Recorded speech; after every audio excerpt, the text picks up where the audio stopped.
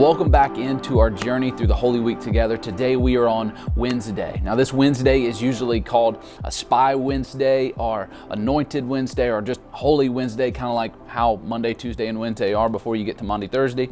But this day, we don't know a whole lot about necessarily what Jesus is doing, but we do have a really good idea of some really important things that were done to him.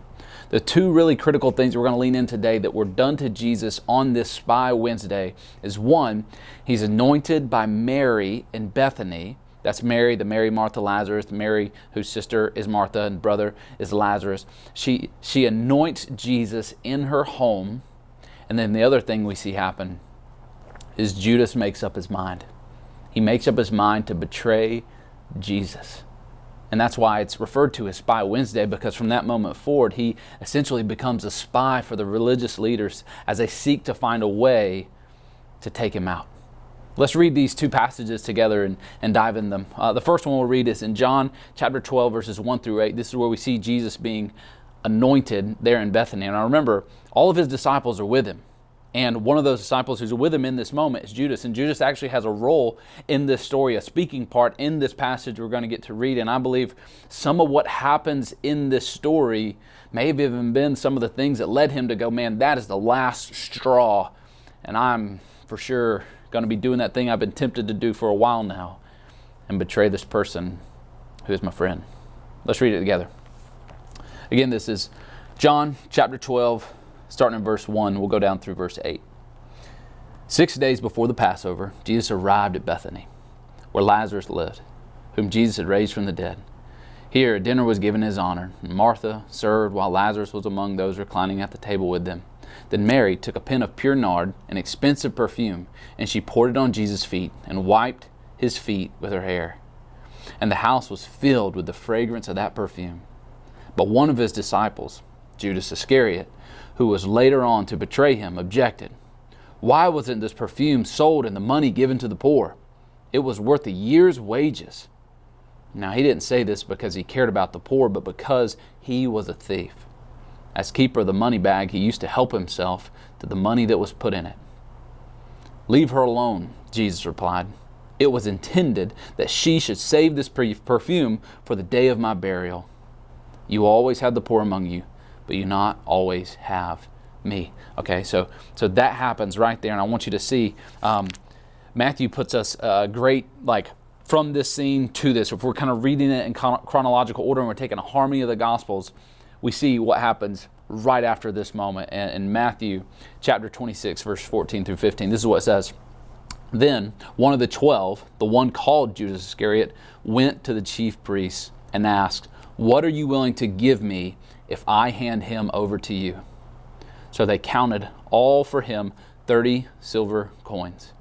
And from then on, Judas watched for an opportunity to hand him over. See, that's where we get this spy. He is watching for an opportunity, spying on Jesus, looking for an opportunity to be able to hand him over. But before all that gets there, did you catch the question? Did you catch the question that Judas asked here in this moment? He says, "What will you give me if I deliver him over to you?" And see that question right there, that type of question, and the heart behind that question is the question that undermines every great relationship that we'll ever experience in life. It's the question that maybe you framed it in a different way or phrased it in a different way, but it's the question that asks, what is in it for me?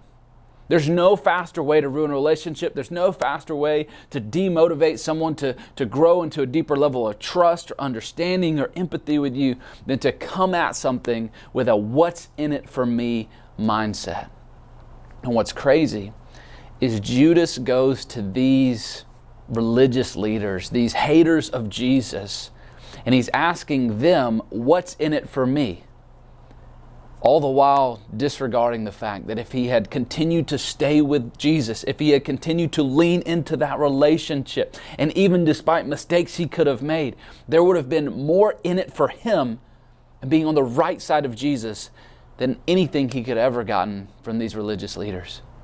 But at the end of the day, what this shows us is that you can have a relationship with Jesus without having allegiance to Jesus. Now, I choose that word allegiance really strategically, because allegiance is actually different than loyalty. The Bible and I would say even the common world around us defines allegiance as loyalty or commitment of a subordinate to a superior.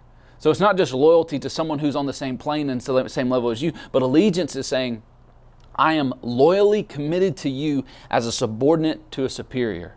And see, that's what Judas just couldn't get behind. He couldn't be allegianced to Jesus because he didn't agree with Jesus. He didn't agree with what Jesus was doing. And he had a better way of doing things. And because of that, even though he had a relationship with Jesus, he had no allegiance to Jesus. He wasn't willing to go, hey, I'm the subordinate, you are the authority, I'm trusting you, I'm following after you. And I think Judas's story here on this really unfortunate part of this Holy Week narrative, it invites us into a heart check to where we ask ourselves and we search our own hearts and go, where is there a lack of allegiance to Jesus in my own heart? Maybe there's a relationship and things are going there, but where's a lack of allegiance where you say, Jesus, yes, you are the superior. I am the subordinate. I am listening to you. I am following you.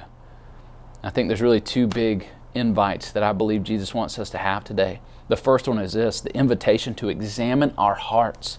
And maybe for you, you turn this week and you dive into Psalm 193, where it talks about, search me, O Lord. Test my honest ways. Reveal to me if there are any ways or things that I'm doing that are against you. Search my heart. And maybe you go and you let Psalm 139 be your prayer today as you ask Jesus to search your heart and to reveal to you the ways in which you're not giving full allegiance to Him. And the next way I think this story of Spy Wednesday invites us into something is I think it invites us in to experience healing. Because in the very same way that Judas' betrayal of Jesus is an absolutely terrible part of the story, friend, it wasn't the end of the story. And whatever terrible betrayal or terrible thing that's happened to you, I want you to know too, it's not the end of the story. Jesus is going to make all things new. And I can't wait to see that, how He does that in you. And that's really what this whole Holy Week is about. And so my prayer is that today you realize where your heart's at, where you may have been in a relationship with Jesus, but there may have been a lack of allegiance, and you come to Him, you surrender your heart, and you can't wait to see how He goes through what He goes through for the rest of the week to show you that He will never, ever, ever betray you.